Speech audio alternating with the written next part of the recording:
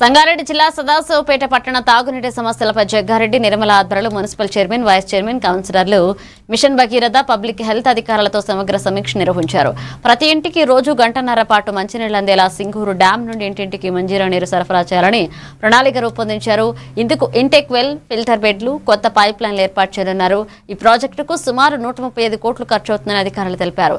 60,000 జనాభాకు 21 లక్షల గ్యాలన్ల నీరు అవసరమని, కొత్త స్కీమ్లో 52 లక్షల గ్యాలన్లు అందుబాటులో ఉంటాయని పేర్కొన్నారు. 50 ఏళ్ల భవిష్యత్ అవసరాల దృష్టిలో పెట్టుకుని ప్రాజెక్టు రూపొందించారని జగ్గారెడ్డి అన్నారు. డైరెక్ట్ పబ్లిక్ ఎవరైనా వచ్చి చెప్పుకోవడానికి ఒక రోజు ఒక మీటింగ్ మీన్స్ ఒక ఏమంటుంది కన్సల్టేషన్ ఇన్ఫర్మేషన్ కన్సల్టేషన్ కోసం పెట్టుకోండి. ఇది కూడా మీ ఇంజనీరింగ్ డిపార్ట్మెంట్ వాళ్ళు పబ్లిక్ హెల్త్ వాళ్ళు కూర్చోవాలి. అక్కడ ఇక్కడ కూర్చొని ఒకరోజు కౌన్సిల్, ఒకరోజు ఆల్ పార్టీస్, ఒకరోజు ఎమ్మెల్యే ఇంటికి పోండి, ఒకరోజు పబ్లిక్ కోసం ఒక ఉదయం 11-4 గంటల వరకు ఒక సెక్షన్ అక్కడ కూర్చొని పెట్టండి.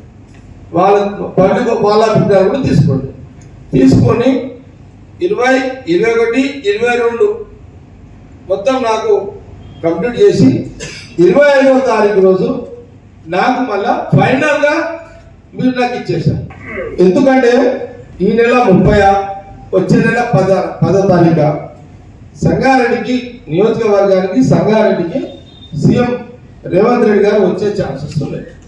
కాబట్టి 28 council, 21 all parties, 22 MLA, public